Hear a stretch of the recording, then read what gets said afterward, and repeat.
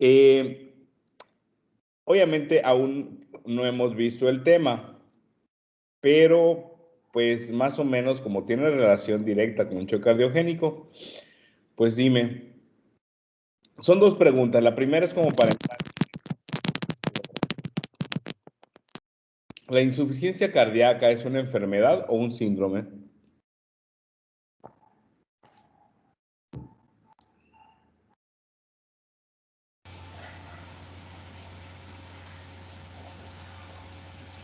Guay. Es una enfermedad. ¿Mande? Yo digo que es una enfermedad. Tú dices que es una enfermedad, Sí. ¿ok? ¿Te acuerdas cuál es la definición de síndrome? No me acuerdo del todo, pero sí, es que el síndrome engloba muchas cosas.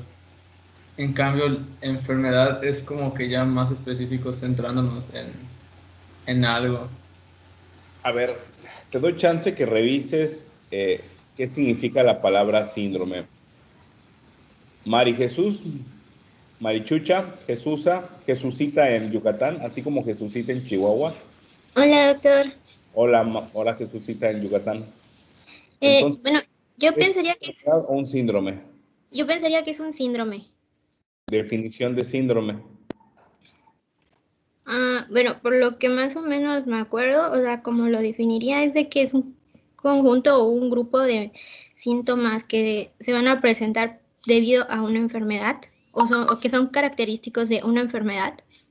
Conjunto de síndromes, De síntomas de signos y síntomas que que son de una enfermedad. la enfermedad, pero no es específica de la enfermedad. Entonces, puede ser que esos signos y síntomas sean de varias enfermedades. Entonces, mucho ojo. Entonces, ¿qué dices entonces por definición? Entonces dices que es un síndrome. Bueno, yo diría que sí, porque tiene varios, o sea, síntomas y signos que ocasionan la insuficiencia. A ver, dale forma a lo que dijo Romina. Lo que dijiste de manera correcta es cierto, Jesucita en Yucatán. Es cierto, pero a ver, hay que darle un poquito más de forma. Romina. Es un conjunto de, lo que había dicho, un conjunto de síndromes y síntomas, y yo considero que el choque cardiogénico también entraría, porque como ella dijo, o sea, puedes deberse Insuficiencia a, cardíaca, no choque perdón, cardiogénico. insuficiencia cardíaca, puede deberse también o sea, tiene varias razones de ser, o sea, es un conjunto de factores que van a intervenir en que se pueda dar. Totalmente correcto, Romina. Eso lo comento porque el choque cardiogénico como tal, pues su principal causa, obviamente, en un evento agudo, generalmente lo representa un infarto agudo al miocardio. Sin embargo, no necesariamente es una lesión por un infarto agudo al miocardio. Pueden existir otras entidades que lo pueden ocasionar y el ejemplo más sencillo de que se puede explicar esto es la insuficiencia cardíaca. Al fin de cuentas, el choque cardiogénico es una variedad de insuficiencia cardíaca. Tan es así que cuando veamos cardiopatía isquémica y cuando veamos insuficiencia cardíaca, nos vamos a dar cuenta que la clasificación de la insuficiencia cardíaca y la clasificación del infarto agudo al miocardio va a tener unas similitudes casi muy parecidas. Mientras que la insuficiencia cardíaca vamos a clasificarla según la NIJA por síntomas, que en este caso es la disnea, en el infarto agudo al miocardio nos va a guiar, prácticamente se va a parecer muchísimo, pero en lugar de síntomas van a ser signos. Y en este caso, los estertores, que son los que van a decir la gravedad. Entonces, cuando juntamos la NIJA en síntomas y cuando clasificamos el infarto agudo al miocardio por Philip-Kimball, las dos van a coincidir en los números 4. ¿Alguien de casualidad conoce qué dice la clase funcional 4 y qué dice el Philip-Kimball 4. A ver, Rayo McQueen. A ver, Dianey. Yo me acuerdo que la Nija 4. A ver, Dianey. Ella levantó la manita, perdón. A ver. ¿Qué dice la Nija 4 y qué dice el Philip-Kimball 4? Recuerdo que la Philip-Kimball, la 4 nos hablaba de, pues específicamente del choque cardiogénico, en donde pues ya íbamos a encontrar hipotensión, vasoconstricción, oliguria, cianosis. Y, o sea, en la 4 ya era específica de que sí está consolidado el choque cardiogénico, a diferencia de los otros. No, esa es la Philip-Kimball. Ese es Philip-Kimball, sí, correcto, por eso. ¿Y qué dice la Nija 4? No es. Este se refería a la imposibilidad de realizar las actividades, o me parece que era como un estado casi o sea, el peor estado de funcionalidad cardíaca A del ver, Rayo, paciente. dilo específicamente qué dice la Nija 4. Me acuerdo que decía que aparecía el agotamiento del paciente, incluso estando en reposo. O sea, que cualquier cosita que hiciera se le iba a exacerbar, e incluso estando en reposo. Ok, a ver, por acá alguien escribió algo. Esta es la clase 4 de... pasaron la Philip-Kimball. Y acá abajo está la Nija. Ok. Es síntomas de falla cardíaca y actividad prácticamente reposo. ¿Ok? Incrementa muy fácilmente o que está prácticamente en reposo. Si se fijan, las 4 en las 2 tienen una similitud. Realmente esa similitud sí tiene un montón de cosas que ver, porque las dos, para fines prácticos, mientras uno es clínico, cuanto en síntomas, el otro es un diagnóstico en cuanto a una enfermedad. Entonces, realmente estas dos van de la mano, solamente que una es para clase funcional de insuficiencia cardíaca y el otro es para determinar la gravedad y el pronóstico, y en este caso de un infarto agudo al miocardio. Entonces, entrando en el tema, pues obviamente estamos ante una entidad que es una de las causas de la insuficiencia cardíaca, incluso es la causa número 1, la cardiopatía isquémica. Entonces, el choque cardiogénico es la representación clásica de un deterioro progresivo de una clase funcional en su máxima expresión. Entonces, en este caso estamos hablando en cuanto a síntomas, y en cuanto al signo como enfermedad, pues obviamente es el choque cardiogénico. Así que, comenzando con esto, para que más o menos entremos en sintonía de lo que vamos a hablar, veamos más adelante qué nos dice esta muchacha.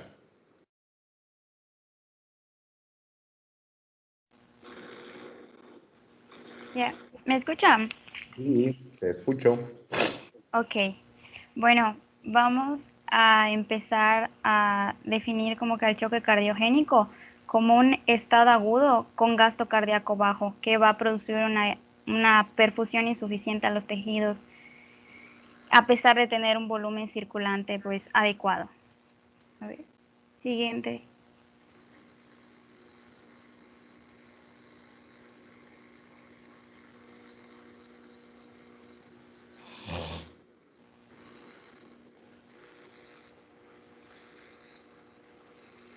¿Ya avanzó la diapo? No. No, ay, No. ay, ¿No?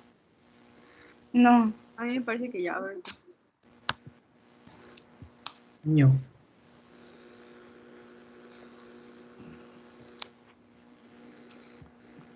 Nada. No. Aún no. No.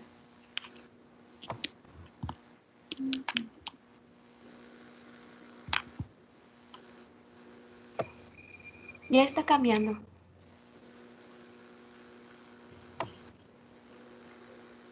Bueno, puedo empezar a explicar mientras. Aquí lo que quería era que empecemos a hablar por unos términos clave que van a estar afectados, como veremos más adelante, en el choque cardiogénico. Entonces me gustaría por empezar. Ay, Ahora sí ya. Ay, en el anterior.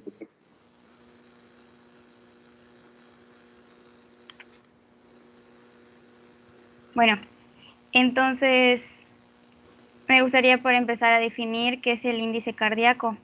El índice cardíaco es la relación entre el gasto cardíaco y la superficie corporal. Entonces, su utilidad va a radicar en que este índice nos va a permitir evaluar el funcionamiento cardíaco. Como veremos más adelante, va a estar afectada en el choque cardiogénico, al igual que el gasto cardíaco. Es el llamado volumen minuto, porque es el volumen de sangre que es expulsado por el ventrículo por minuto. Este gasto cardíaco va a depender del volumen sistólico y de la frecuencia cardíaca. El volumen sistólico es muy importante porque es el volumen de sangre que es eyectado en cada latido. Este puede depender de la fuerza de la contracción muscular del ventrículo. A ver. Siguiente.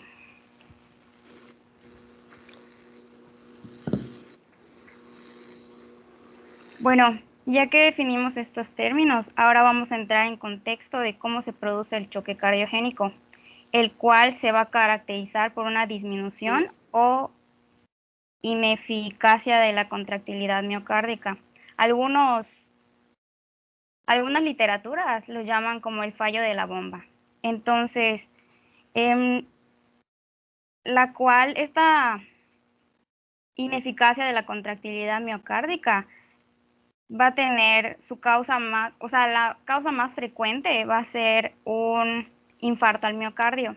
Entonces vamos a empezar a hablar un poco acerca del síndrome coronario agudo, en el que por lo general va a haber una ruptura o una erosión de una placa aterosclerótica y la consecuente formación de un trombo que va a ser rico en plaquetas.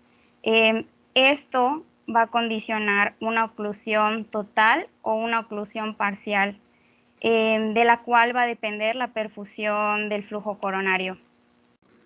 Entonces, tenemos también que si la limitación de este flujo, pues causado por el trombo y la placa rota, va a condicionar una isquemia del tejido cardíaco. Entonces, si esta no se resuelve si esto no se resuelve y se mantiene por un tiempo prolongado, puede desarrollar necrosis, entonces estaríamos ante un infarto agudo al miocardio.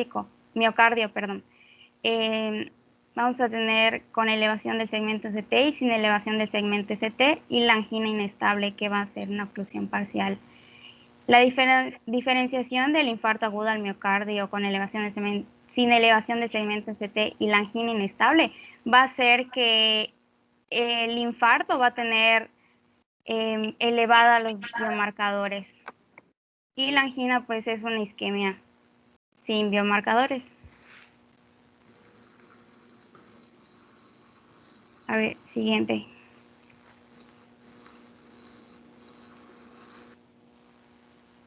Bueno, en el caso del choque cardiogénico, la causa más común va a ser el infarto miocárdico con elevación del segmento ST.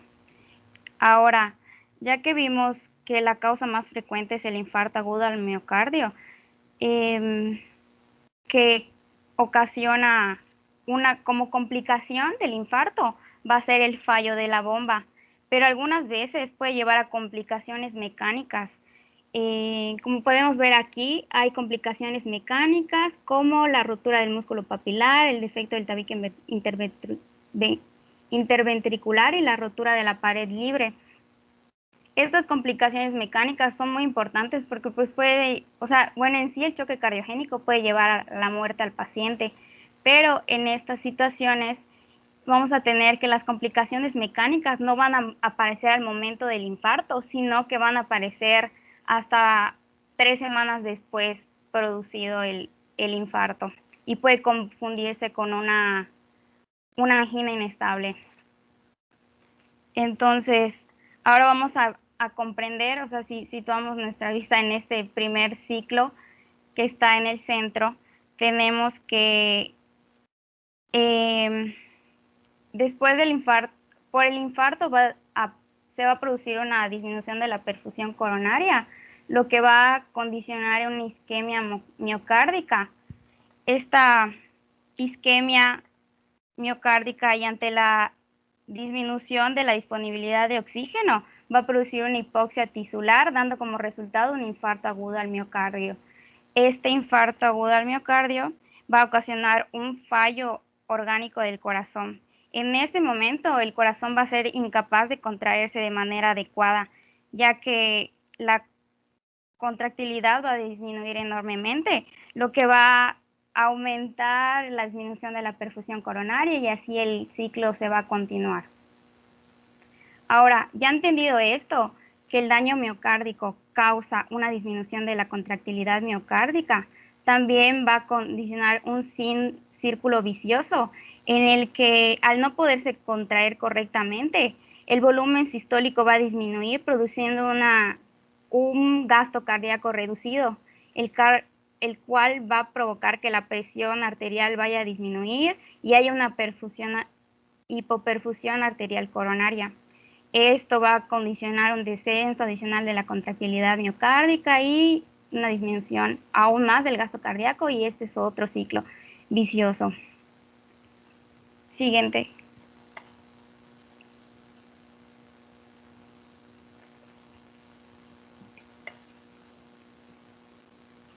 Ahora les voy a explicar un poco más a detalle lo que les mencioné anteriormente. Entonces, vamos a tener que, después de un infarto agudo al miocardio, generalmente cuando estos son extensos, se van a activar un síndrome inflamatorio sistémico, el cual va a inducir la liberación de mediadores inflamatorios, entre los que se incluyen citocinas y la sintasa de óxido nítrico inducible. Esta sintasa de óxido nítrico inducible va a generar altas concentraciones de óxido nítrico, el cual va a tener un efecto inhibidor en la contractilidad miocárdica y va a reducir la capacidad de respuesta a las catecolaminas. Esto va a dar como resultado una vasodilatación sistémica. Entonces, la vasodilatación sistémica va a dar lugar a una hipotensión, la cual va a producir también una hipoperfusión periférica, o sea, sistémica, que va a incluir a los órganos, piel y todo. Y como ahora hay un aporte deficiente de sangre en toda la periferia, va a haber hipoxia tisular sistémica. Claro que ante la ausencia de oxígeno para producir energía, se va a tener que tomar la vía de la glucólisis anaerobia, la cual da como resultado la producción de ácido láctico, que va a terminar en acidosis. Todo esto va a producir una hipoxia tisular, un daño tisular, y que va a dar como resultado que nuevamente se potencie el síndrome inflamatorio sistémico. Creo que Mari tiene una pregunta, ¿no? Todavía no he terminado con esta diapo. Ok, está bien. Si se fijan, hasta ahorita prácticamente todo tiene que ver con una lesión al corazón.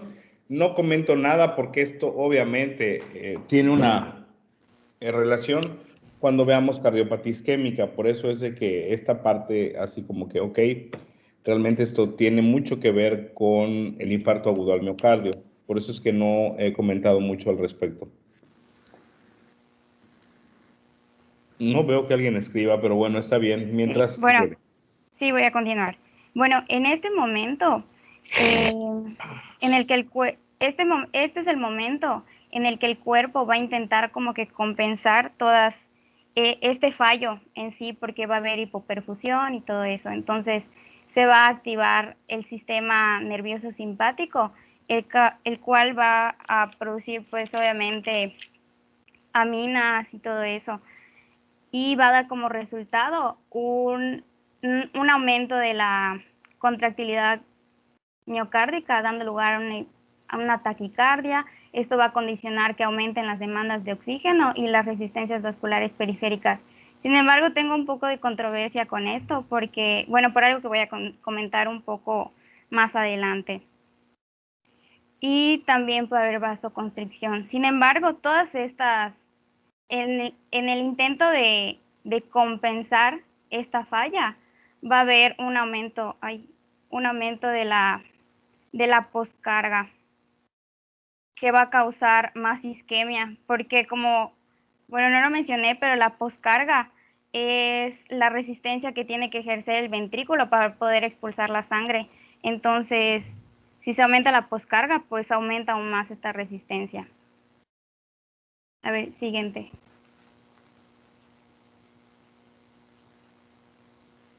Bueno, como mencioné, en el choque cardiogénico se va a caracterizar por un gasto cardíaco bajo y como vimos hay un aporte en la disminución del aporte de oxígeno, lo cual va a provocar un aumento en el índice de extracción de oxígeno, como vemos aquí en esta tablita. Otra cosa es que las resistencias vasculares sistémicas, bueno, aquí es donde, no sé, doctor, le iba a preguntar, porque muchas referencias que encontré decían que las resistencias vasculares sistémicas estaban elevadas con respecto al paradigma típico, pero decían que ahora se demostró, o sea, hay un paradigma nuevo que dice que las resistencias vasculares no siempre se elevan, pueden estar normales o incluso disminuidas.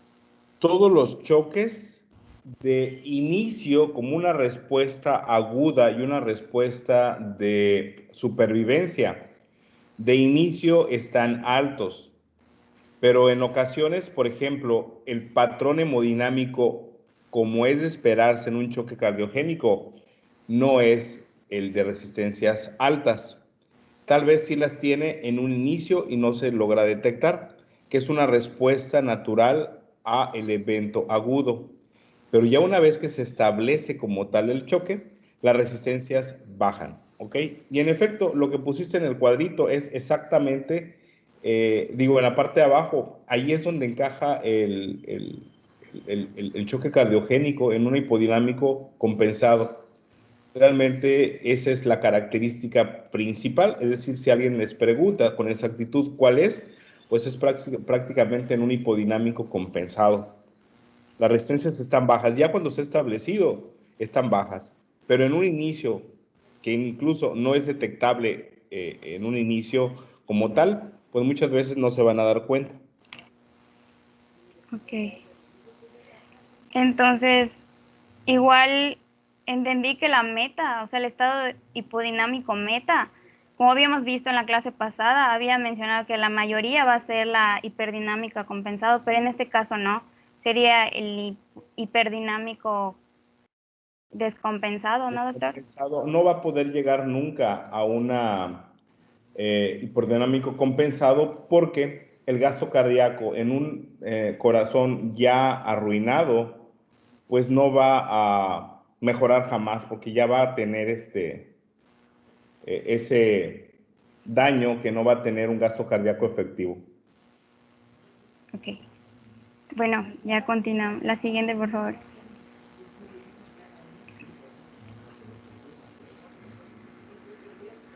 Bueno, en cuanto a las manifestaciones clínicas, vamos a tener que, pues, generalmente se va a caracterizar por propiamente las manifestaciones de un infarto al miocardio, en el que se va a encontrar dolor torácico, disnea. Aquí es muy importante que el paciente tiene una hipotensión muy marcada.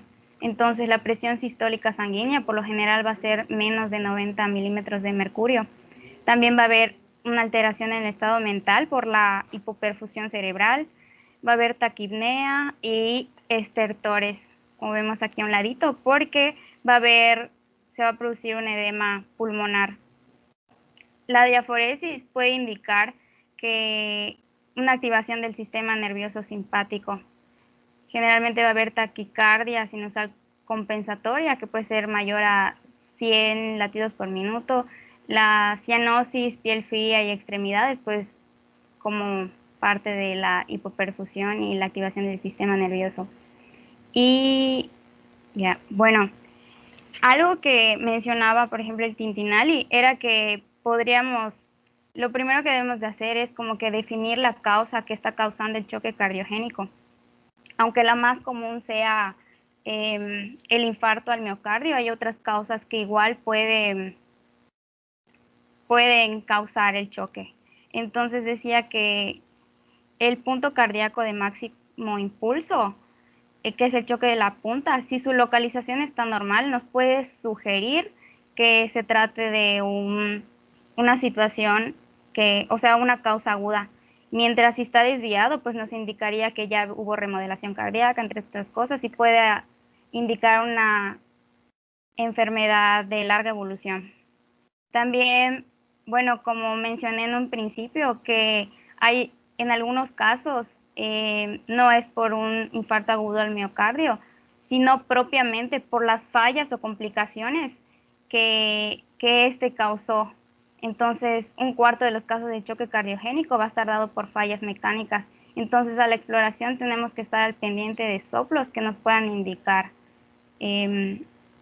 pues una falla mecánica, una complicación mecánica. ¿Cuál sería alguna complicación mecánica? Por ejemplo, como una ruptura de un músculo papilar o de una pared, o el tabique, el septum. Ok, eso también lo vamos a contemplar cuando veamos complicaciones mecánicas de los infartos agudos al miocardio.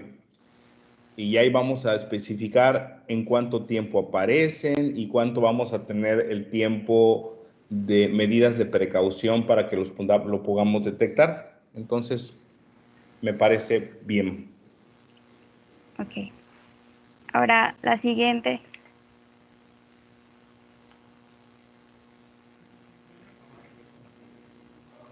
Ay, era la anterior. Bueno, el diagnóstico, pues tenemos que considerar criterios clínicos de laboratorio y imágenes y estudios auxiliares. Claro que vamos a ver al paciente, pues chocado, ¿no? Entonces puede tener cambios en el estado mental, la piel fría y moteada, las extremidades, puede tener disnea y estertores. En el laboratorio vamos a tener que va a tener un lactato elevado, como ya había mencionado, por la producción de ácido láctico. La gasometría arterial generalmente pues va a tener una acidosis metabólica, pero decía que podría estar compensada por una alcalosis respiratoria. También debemos de pedir enzimas cardíacas para verificar exactamente si se trata de un infarto agudo al miocardio. Y las más comunes o las demás las más específicas serían las troponinas. También es importante, según el cuadro clínico, podríamos considerar medir concentraciones farmacológicas, porque puede ser que tenga un fármaco, por ejemplo, digoxina o algunas drogas ilícitas. En las imágenes de estudios auxiliares, vamos a tener que, pues, la primera que podríamos pedir, porque si estamos viendo que la causa más común de choque cardiogénico es un infarto agudo al miocardio, sería pedir un electrocardiograma para verificar si exactamente se trata de un infarto. Una radiografía de tórax que casi siempre va a demostrar congestión pulmonar o un edema pulmonar. En el ecocardiograma transtorácico nos puede revelar pues una contractilidad anormal del corazón en sí, y nos va a permitir identificar la falta de contracción de este. Y también, algo importante del eco que igual nos puede ayudar a... Nada más como comentario, perdón. El choque cardiogénico es la máxima expresión del edema agudo pulmonar. Nada más para que lo consideren así y no se les olvide. Esto obviamente aunado a las manifestaciones de hipoperfusión o, como ya estamos hablando en el tema, con datos de choque, hablando específicamente del estado hemodinámico, no de los signos vitales, que quede claro, ¿ok? Obviamente, si estamos ante un paciente que tiene un infarto agudo al miocardio o que ha cursado con un edema agudo de pulmón por insuficiencia cardíaca, tenemos la obligación, si es primer cuadro presentado, obviamente la primera posibilidad es un infarto agudo al miocardio, pero no es la única posibilidad, es la principal, pero hay que tener la obligación de investigar qué otras cosas pudieran ser, porque si en el electrocardiograma solamente encontramos datos eléctricos de sobrecarga sistólica o de sobrecarga diastólica, esto, repito, no va a ser patognomónico de un infarto agudo al miocardio, al menos que tenga elevación de biomarcadores. Repito, esto también se va a esclarecer cuando veamos infarto agudo al miocardio. Porque recuerden, solamente como un spoiler, que el infarto agudo al miocardio tiene dos presentaciones, el de con elevación del ST y sin elevación del ST. Entonces, no quiero meterlos ahorita en pelotas, solamente es que el infarto agudo al miocardio, para que se haga diagnóstico, tiene que tener dos de tres cosas específicas, que una es los signos y síntomas o la clínica, el dos son cambios electrocardiográficos y tres, elevación de biomarcadores. Pero si estamos ante una insuficiencia cardíaca que llegó a edema agudo de pulmón y que llegó a un choque cardiogénico, ya estamos teniendo la clínica. Y ahora, si tiene elevación de biomarcadores, pues obviamente estamos ante un infarto agudo al miocardio, aunque no tenga cambios electrocardiográficos. No sé si fui claro con esto que estoy diciendo para que ustedes logren hacer diferencia. ¿Fui claro? ¿Se entendió? Espero que sí. Ok. Si no entienden por alguna razón, de verdad, pueden decirme con toda confianza. Ahora, tomando en cuenta que el corazón es la bomba, pues obviamente estamos hablando de actividad fisiológica, de fisiología como tal. Y si es una bomba, estamos ante algo que debemos de saber, que lo que antes de la bomba está la precarga y después de la bomba está la poscarga. A ver, Rayo McQueen, tú que te lanzas al ruedo así, vientos, vente, Rayo. No, ¿sabes qué? No, quiero a Rodrigo. A ver, Rodrigo, hazte presente, Saúl. ¿Dónde estás? ¿Ya, doctor? ¿Dónde estás? ¿Qué? ¿Eres tú? Ah, perdón, es que hay tres Rodrigo. No, a ver, Rodrigo, el de ayer. Ah, sí, yo. A ver, Raúl Rodrigo. Es que te dije Saúl, perdón. Ah, sí. Perdón. A ver, Raúl Rodrigo. Dígame. Lánzate al ruedo. Te voy a lanzar al ruedo. Te voy a aventar, más bien dicho. No te lancé al ruedo, te aventé. Si estamos ante un proceso de que es bomba, precarga y poscarga, está bien sencilla la pregunta. ¿Cómo están esas tres entidades en un paciente con insuficiencia cardíaca o en choque cardiogénico? En choque ¿Cómo está la cardiogénico, precarga? ¿Cómo está la bomba? ¿Y cómo está la poscarga? es que en choque cardiogénico el fallo de la bomba siempre va a ser muy marcado. Lo que quiere decir que en el primer estado, como usted comentó, en donde el compensatorio, por así decirlo, la precarga puede estar incluso aumentada, pero se va a ver afectada, y la poscarga sí va a estar disminuida. ¿Lo entendí bien? ¿La precarga cómo está? Está aumentada. Aumentada. Por definición, desde que tenemos un choque cardiogénico, la precarga va a estar aumentada. No hay vuelta de hoja. Por definición va a estar aumentada por una razón muy sencilla. Hay claudicación de la bomba. Por lo tanto, si la bomba es una bomba de agua y van a sacar el agua de la cisterna para llevarla a un tinaco, pues obviamente el agua de la cisterna se va a acumular y se va a regar porque la bomba no funciona y el tinaco obviamente va a estar prácticamente vacío. Con este simbolismo y esta analogía, pues prácticamente tenemos la respuesta a esto. Una bomba que no funciona, Y una vamos a tener poscarga un que no se aljibe. da, ¿no? Mande. Y una poscarga que no es suficiente. Exacto. Así es como se manifiesta el choque cardiogénico. Realmente es una claudicación total de la bomba y hace que todo lo que está atrás de la bomba, en este caso la precarga, pues es la que nos va a dar esta manifestación. ¿Ok? Espero y se haya entendido esta parte, es como niño de primaria, pero prefiero que ustedes lo ubiquen así. Muy bien, Raúl. Adelante, ¿quién más? Sí, Doc, me quedé con una duda. O sea, ¿Quién eres? no soy Riser, Rayo. Ah, perfecto, Rayo. Es que o sea, yo así como lo pusieron en los comentarios de que la precarga está aumentada y la poscarga está disminuida, es que o sea, yo lo pensé así, pero no sé si está correcta la forma en la que lo pensé, porque yo dije, si tiene un choque cardiogénico, pues si están aumentadas las resistencias vasculares periféricas, pues me imagino que la cantidad de volumen de sangre que va a llegar pues va a estar aumentada. Entonces, por eso me imaginé que la precarga estaba aumentada.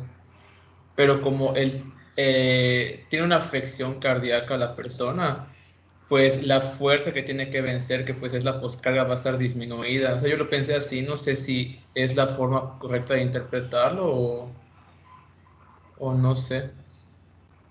A ver, repítelo como niño de primaria otra vez. Así de que el choque cardiogénico, pues las resistencias vasculares periféricas están aumentadas porque está tratando, o sea, yo pienso que como que una forma de tratar de compensar eh, el choque que se está presentando. Entonces, Eso, el volumen, mande, avance tantito porque tengo una llamada, espérame. sí,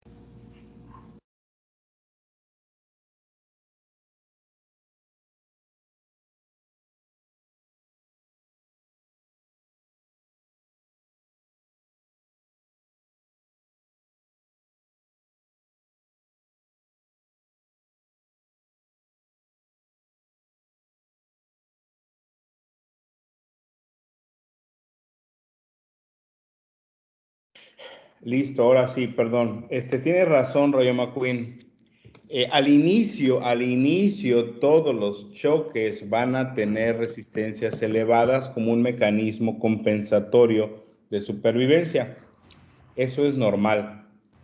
Al menos que el paciente tenga algunas cositas curiosas por ahí que no esté dejando elevar resistencias.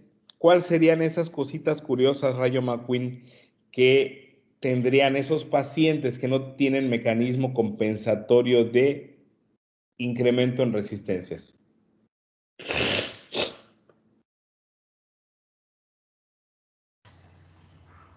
Que tengan una enfermedad de base, por ejemplo, que el paciente sea cardiópata, haya sido cardiópata.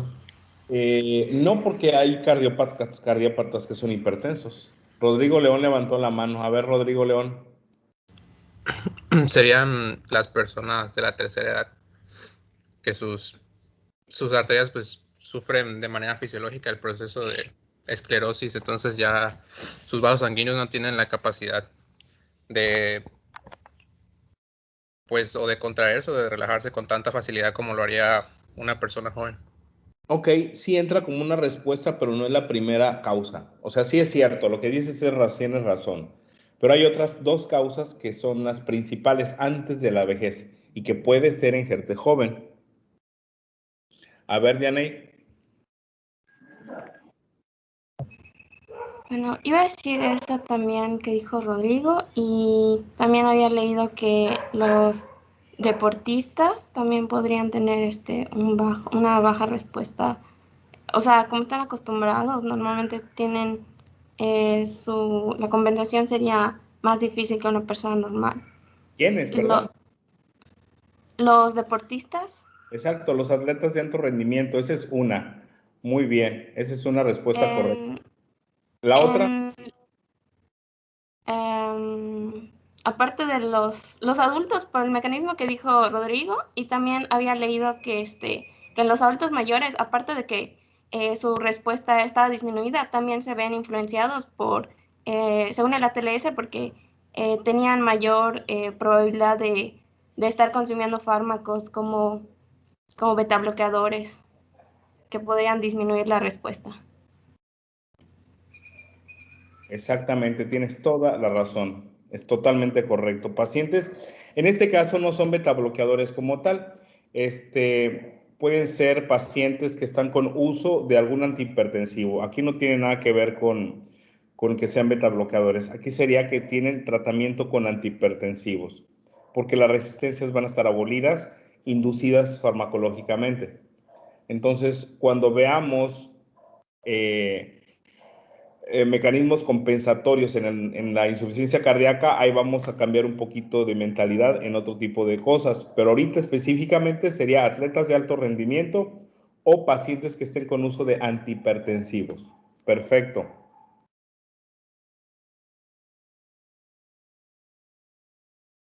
Adelante.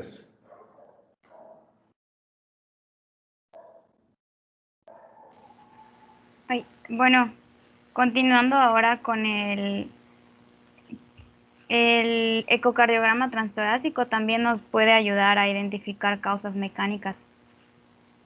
Ahora, el catéter de la arteria pulmonar, o sea, el Swan-Ganz, se recomienda, bueno, dice que se recomienda para medir las presiones de llenado y de gasto cardíaco para confirmar el diagnóstico y también nos puede ayudar a guiar el tratamiento.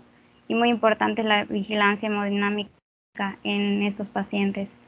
Bueno, en el Tintinali mencionaban los criterios hemodinámicos, en el que, bueno, mencionaban estos, en el que la hipotensión es sostenida, como ya había mencionado, el índice cardíaco va a ser bajo, menor a 2.2 litros por minuto por metro cuadrado, y una presión capilar pulmonar alta, de mayor a 18 milímetros de mercurio. A ver, siguiente.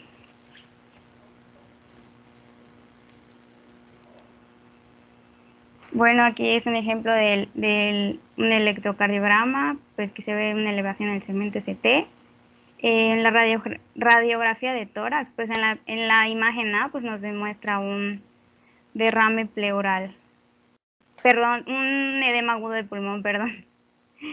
A ver, siguiente.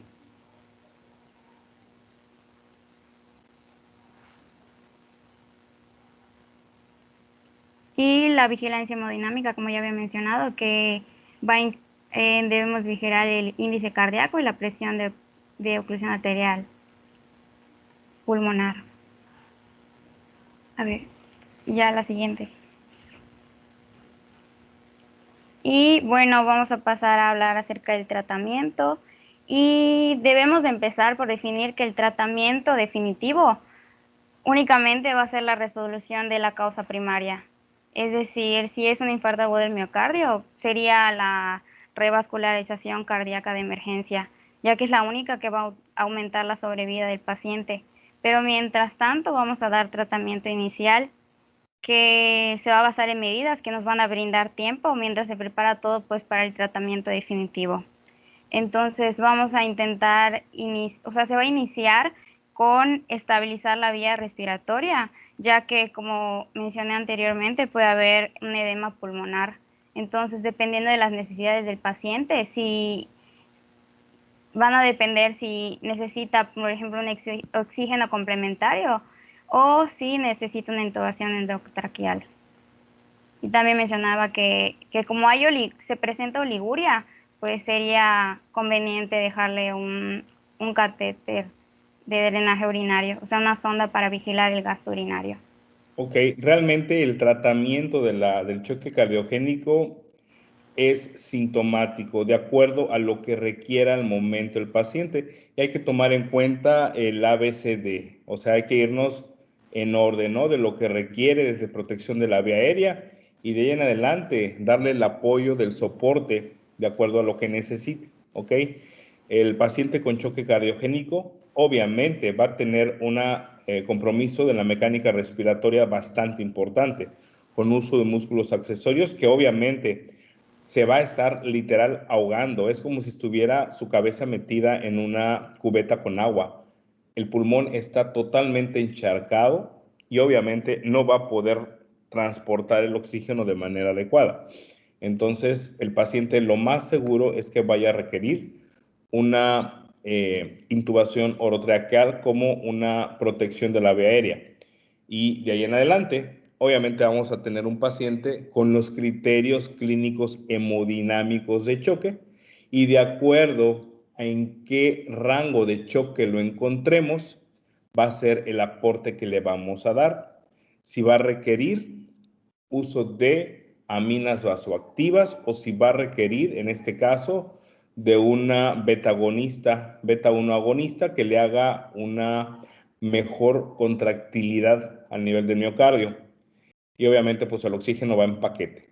Y una vez que tengamos al paciente con la medida de soporte inicial, ahora sí, con calma, no tanto con calma, pero hay que investigar cuál es la causa que lo llevó al choque cardiogénico, tomando en cuenta que la primera causa es el infarto agudo al miocardio, pero no es la única.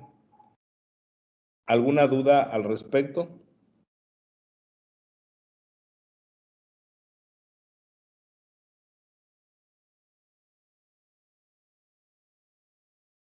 Nada. Creo que no, doctor. ¿Todo se entendió? Espero que sí. Sí, doctor. Ok. ¿Algo más que quieras decir con esto? O ya hasta aquí, porque realmente, pues eso sería todo, realmente no habría más. Cuando veamos... Sí bueno, es que se trabó mi lab. Sí quería, bueno, tenía más diapositivas. Iba a hablar un poco del tratamiento de la hipotensión y del balón de Pulsación. Dale, contrapulsación. sí, ¿Sí? es poquito en teoría. Sí, sí, Ajá. es poco. Bueno, ahora siguiente. Bueno, entonces, para el manejo de la hipotensión, lo que se busca es mejorar la perfusión y se considera el uso de vasopresores e inotrópicos. De hecho, en la clase pasada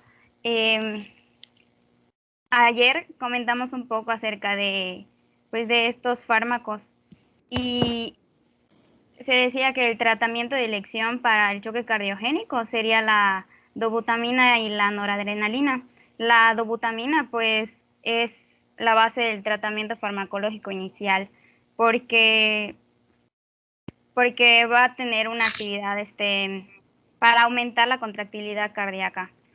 Y como había mencionado usted, doctor, en la clase pasada, que la dobutamina debemos de tener cierto cuidado con ella porque no la podemos instaurar cuando el paciente tiene una presión arterial sistólica menor a 90 porque Dame causaría chance, mucha más. que llegó mi Rappi, espérame tantito, Sí. llegó mi Rappi.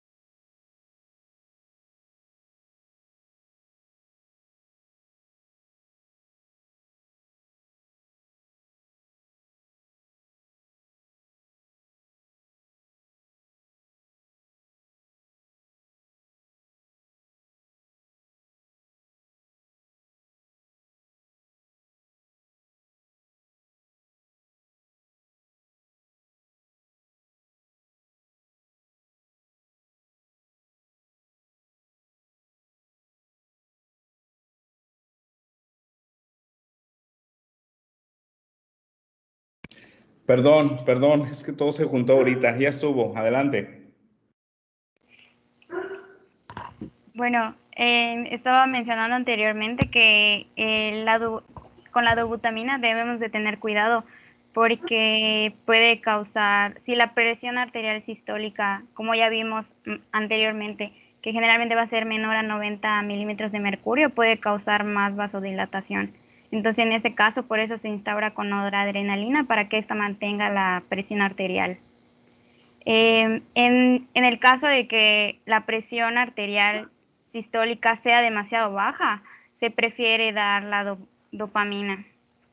Pero hay que usarla con mucha reserva porque como aumenta la frecuencia cardíaca, aumenta igual las demandas de oxígeno. Y ya esta parte siguiente.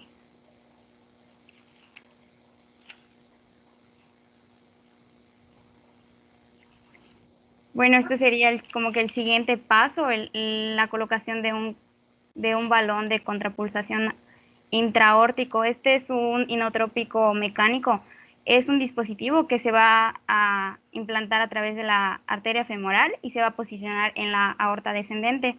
Este es un balón que se va a inflar durante la diástole y se va a desinflar antes del comienzo de la sístole. Al desinflarse antes de la sístole va a reducir la demanda de oxígeno al miocardio y va a disminuir la poscarga.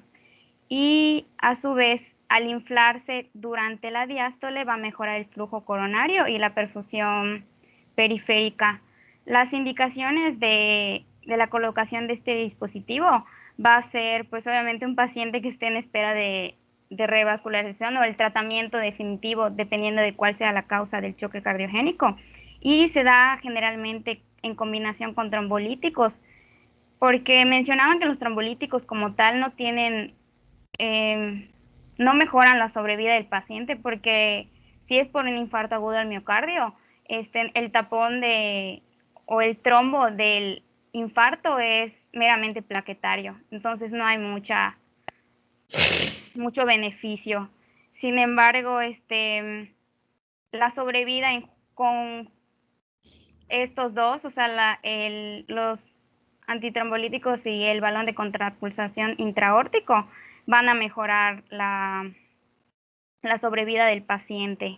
Y pues es la mejor opción terapéutica para estabilizar mientras se envía a algún lugar. Si en el caso al lugar donde llegó el paciente no hay un laboratorio para revascularización temprana. Entonces, ahora pasamos a la revascularización temprana, que en general es el tratamiento de elección o definitivo para el choque cardiogénico, que es causado por un infarto agudo del miocardio, que es la causa de las mayorías de las veces, ¿no? Entonces, la intervención coronaria va a ser una angioplastia coronaria transluminal percutánea. Y bueno, ya decía que aquellos pacientes que van a ser tratados antes en las primeras horas del inicio de los síntomas tienen una mejor sobrevida, y que la mayoría de los pacientes que no son tratados con una revascularización, pues mueren. Muy bien. La revascularización realmente es ya algo en donde sepamos que ya va a tener un tratamiento específico, ¿no? Es muy complicado y muy difícil que se haga, y no se le va a dar a un paciente solamente como un tratamiento común y corriente. Realmente eso no es cierto. Esto es únicamente para aquel paciente que ya tiene un tratamiento, como puede ser, hasta puede ser un trasplante cardíaco casi, ¿no? Un reemplazo de válvula o algo así. ¿Algo más? No, doctor, por mi parte es todo. Sería todo. Muy bien. ¿Alguna duda? ¿Algún comentario? ¿Algún insulto?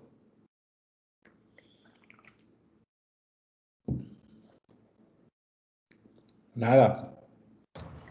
Doctor, yo tenía una duda en cuanto a, pues, en el área de urgencias, ¿hasta qué punto, pues, se atiende, por ejemplo, a pacientes que lleguen, pues, con sospecha de choque cardiogénico? O sea, supongo que, pues, lo que mencionó Fide, el ABC, Ajá. pues, el control de aminas, pero de allá, pues, ¿cuánto tiempo, pues, como que queda allá o lo mandan o cómo pues funciona eso? No sé si me explico. A ver, deja ver si puedo contestarte según lo que yo expliqué.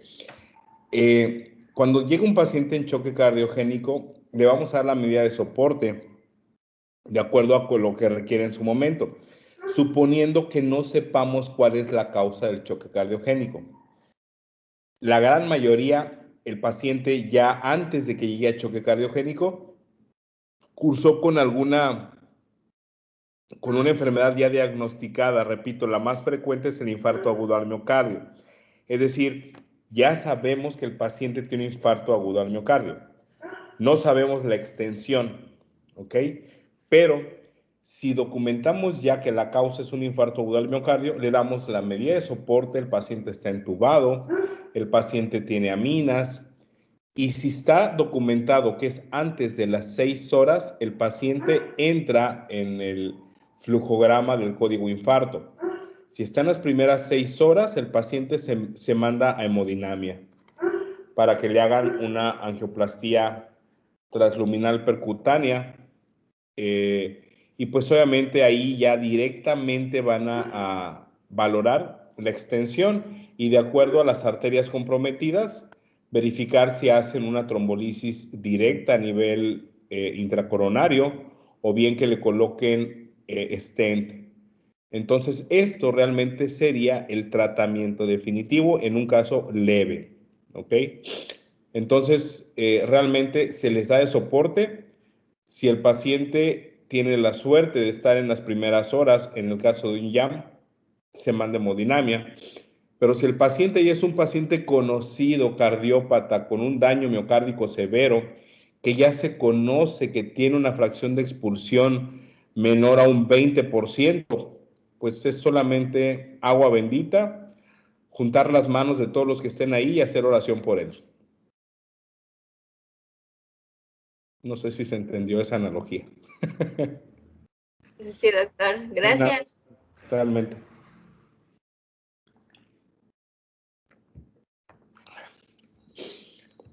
¿Algo más?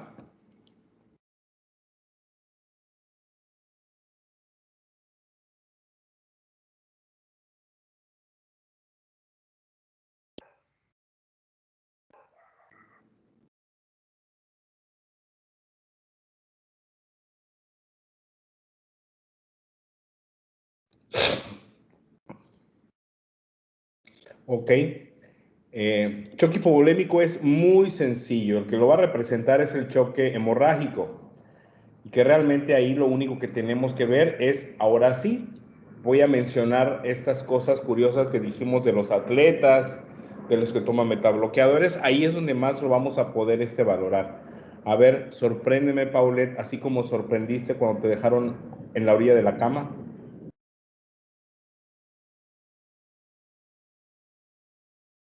Ay, no se escucha. Bueno, vamos a empezar a hablar un poquito acerca del choque hipovolémico. Bueno, pues solo como para repetir lo que dijo el doctor, pues hipovolemia es el estado fisiológico de sangre reducida o pues más específico de volumen plasmático reducido y pues es el choque como tal ya es la expresión clínica de la insuficiencia circulatoria que va a resultar en una utilización inadecuada de oxígeno y este es el tipo de choque más común en el caso de los pacientes que sufren trauma y pues ya mayormente es por una hemorragia. Ya hablando un poquito acerca de la fisiopatología de este choque, pues la hipovolemia es por la disminución del volumen en el espacio extracelular. Primero, pues obviamente está compensada parcialmente por la salida de iones potasio del espacio intracelular a extracelular. Para compensarlo, y va a ocasionar una deshidratación isotónica y una hipercalemia. Y va a haber una disfunción vascular. Entonces se van activando otros mecanismos de compensación iniciando con un descenso de la presión arterial que se detecta pues, por varios receptores del arco aórtico y el seno carotídeo y va a activarse el sistema simpático. Una vez que esto pase, se van a liberar catecolaminas, se liberan hormonas como la adrenalina, la nora, la angiotensina 2 y la antidiurética. Esto para pues, preservar el gasto cardíaco y permitir que haya perfusión cerebral y cardíaca adecuada. Sin embargo, una vez que se establece el estado de choque y dependiendo de la vasoconstricción a nivel de la microcirculación, que se determina por el colapso vascular, ya hay una funcionalidad disminuida y ya empieza a haber una disminución del aporte de oxígeno a los tejidos. Entonces, en los pacientes con hemorragia, lo que se busca es compensar la pérdida hemática, obviamente. Entonces, lo que va a hacer, se va a reducir la presión arterial para generar aumento de la actividad simpática, secundario a constricción arteriolar y vascular periférica, y un aumento del gasto cardíaco por aumento de la frecuencia cardíaca y la fuerza de la constricción del corazón. El incremento del tono venoso va a aumentar el volumen circulatorio de sangre para que se redireccione desde pues, extremidades, intestinos, riñones hacia las regiones que son pues, vitales, ¿no? Como el corazón, el cerebro. Y por eso es que en el choque se da que las extremidades se encuentran frías y cianóticas y se va a disminuir la diuresis y obviamente se va a reducir la perfusión intestinal. Y lo que los estudios actualmente buscan es como tratar de encontrar algún determinante en específico de cómo pues identificar que está en choque el paciente, porque sí hay escalas, pero en el caso del hipovolémico, pues lo que se busca es ver uno que se relacione con la pérdida de sangre. Y lo que se ha encontrado que más funciona es el déficit de base. O sea, normalmente pues choque lo clasificamos cuando hay hipotensión arterial sistémica sistólica menor a 90 o presión arterial media menor a 70, cuando hay signos de hipoperfusión y cuando hay hiperlactemia. Pero de igual manera, específicamente en el hipovolémico, es cuando se presenta la hipotensión asociada a un parámetro metabólico que ya sea el lactato o un déficit de base menor a 5 milimol-litros. Y pues, como tal, ¿qué hay que hacer en el choque hipovolémico? Que es como que lo importante, es seguir el ABCD. Y hay como en uno de los artículos que leí, encontré como una mnemotecnia, que es BIP, que es ventilar, que hay administrar oxígeno, o en el caso que sea necesario, pues entubar o lo que sea, dependiendo de cómo se encuentra el paciente. Infundir, que es la reanimación con líquidos, y la P de pump o bomba, que es la administración de agentes vasoactivos. Y al inicio, pues para poder hacer la reanimación con líquidos, se colocan 2 vías periféricas, poder pasar los líquidos, pero más adelante lo más probable es que se requiera una vía, un catéter venoso central, para poder continuar con la reanimación hídrica. Y pues antes que nada, el déficit de base pues se refiere a disminución en la concentración de moléculas de iones bicarbonato en sangre, que esto se da como respuesta a un desequilibrio hidroelectrolítico que genera el choque. Entonces, por eso actualmente se toma como un punto de corte para clasificar el choque. Entonces, hay una clasificación que la clasifica según Davis en 4 clases. La clase 1 es donde no tiene choque, cuando hay un déficit de base menor o igual a 2 milimoles.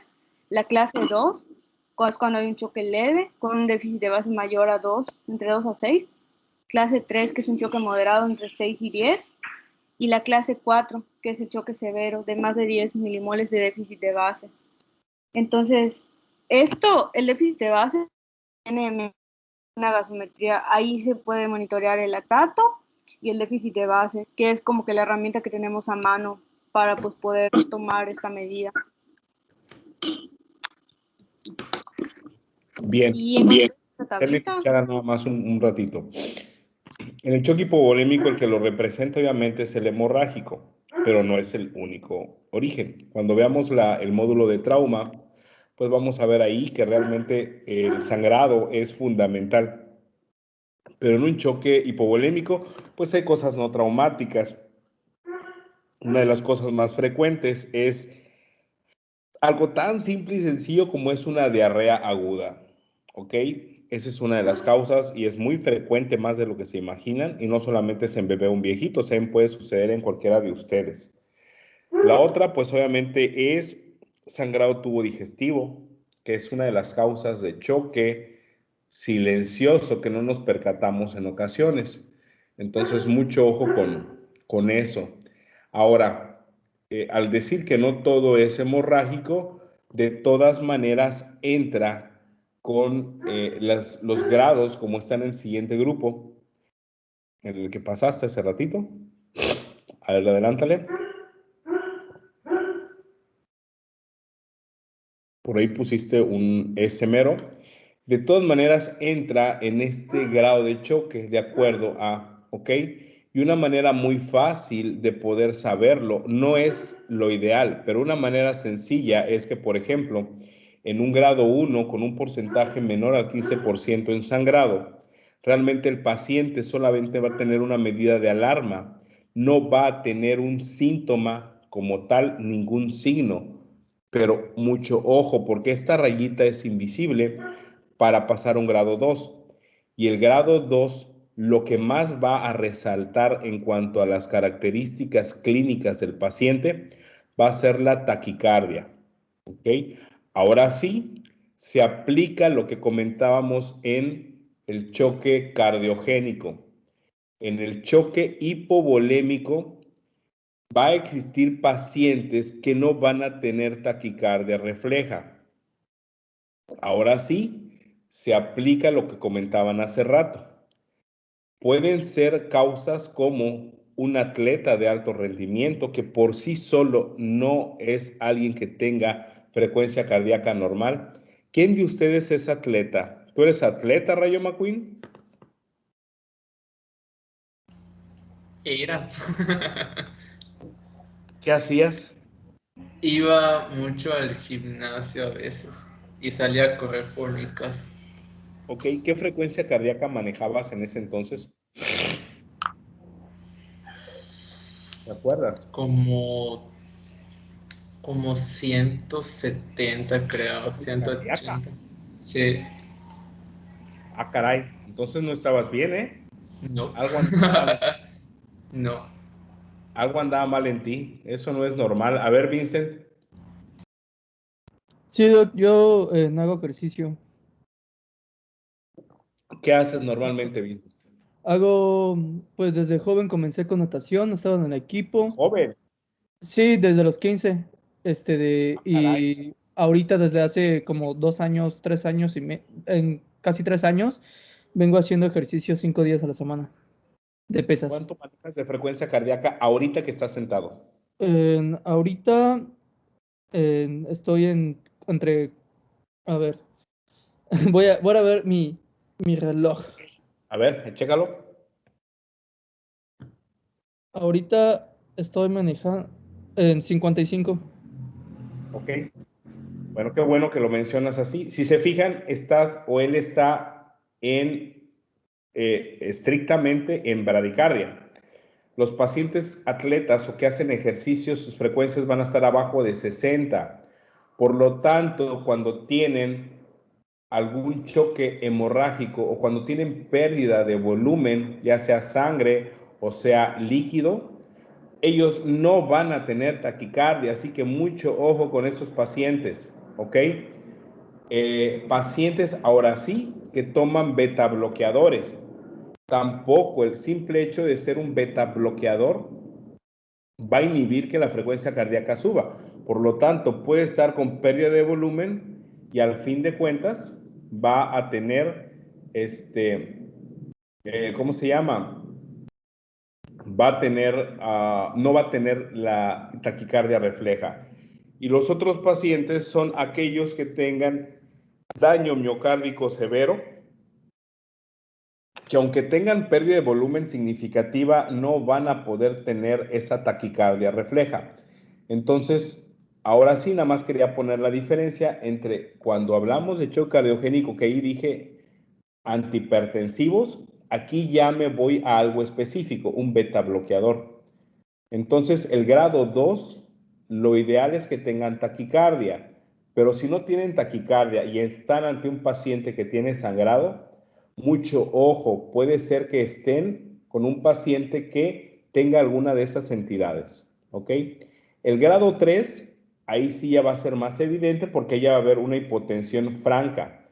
Y el grado 4 va a tener síndrome de bajo gasto con encefalopatía por hipoperfusión. Espero que haya sido esto claro.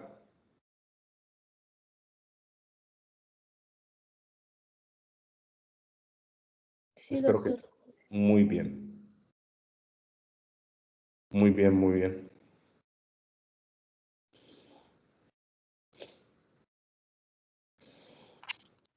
Pues bueno, como ya mencionó el doctor, aquí, pues en este cuadrito, de acuerdo a los grados del choque hipovolémico, te van clasificando más o menos en la pérdida por su volumen, cuánto es el porcentaje, como dice el doctor, igual la frecuencia cardíaca. Por ejemplo, en el grado 1 todavía la frecuencia cardíaca es menor a 100 y así va aumentando. Y también ya cuando la presión arterial se va descompensando, porque obviamente al inicio, pues todos los mecanismos que tratan de compensar van a mantener la presión normal, pero ya como va a llegar a un grado 3 empieza a bajar la presión.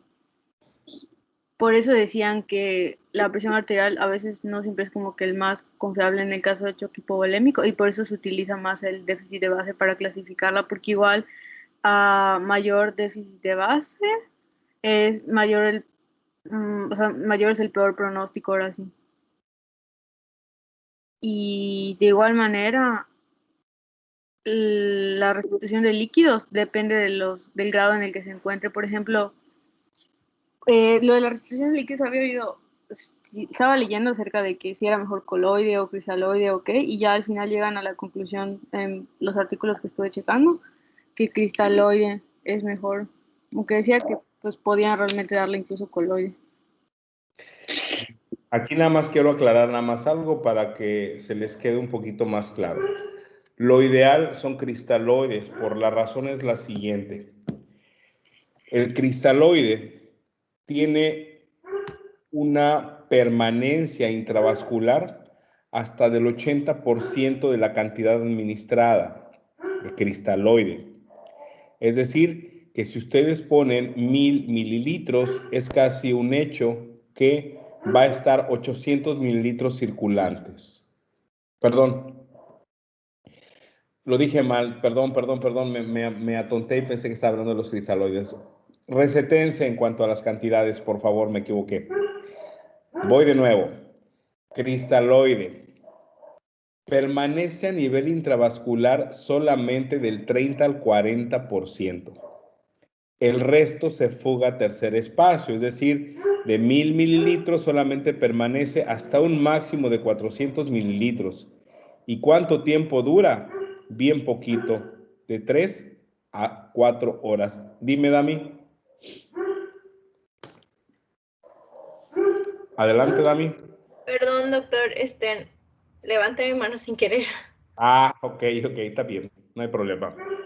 Bien, entonces, repitiendo, cristaloides permanece muy poco a nivel intravascular y se fuga a tercer espacio casi el 60%. Y en tiempo de duración, dura un máximo de 4 horas intravascular. Posteriormente, se depura. Esto obviamente sirve para generar presión hidrostática momentánea, pero no sirve para mantener esa presión, obviamente. ¿Qué es lo que sigue? Ayudarles con un coloide. Ahora sí, el coloide permanece 80% del contenido a nivel intravascular y solo un 20% se depura. Y en tiempo puede permanecer de 8 a 10 horas. Entonces, mientras que el cristaloide nos ayuda para aumento rápido de la presión hidrostática, el coloide nos sirve para mantenimiento de la presión oncótica. Es por eso que lo ideal es reanimación hídrica con cristaloide y de soporte un coloide. Pregunta para Raúl Rodrigo, perdón. Otra vez, Raúl Rodrigo, perdón. ¿Estás ahí, Raúl Rodrigo? ¿Sí estás? Sí. A ver, Raúl. Pregunta capciosa. ¿Cuál es el mejor coloide que existe en el mundo? Guay. El mejor coloide que existe en el mundo. Ajá. No sé. No La sabe. verdad no, te dejo mal. No me hagas eso, Raúl. Lánzate al ruedo, di algo. Si no, Vincent, acá está ya con todo. A ver, Vincent. Tengo entendido que la albúmina es la más utilizada. No, dije el mejor, no la más utilizada. Eso sí. El mejor coloide. A ver, Romina. No, iba a decir lo mismo. Bueno, vamos a darle a Dianey. Paquete. Bueno, depende. Sangre, plasma, sangre. La sangre, perfecto, Dianey. La sangre es el mejor coloide que existe. Respuesta muy buena, Dianey, gracias. Ok, por eso dije hace rato que era una pregunta capciosa. El mejor coloide del mundo es la sangre, definitivamente. Ok, siempre y cuando se utilicen pacientes hemorrágicos, no se va a poner para paciente hipovolémico. Ok, ahí lo que necesitan es agua, no sangre. Muy bien, y creo que con eso terminamos con este cuadrito. ¿O hay algo más?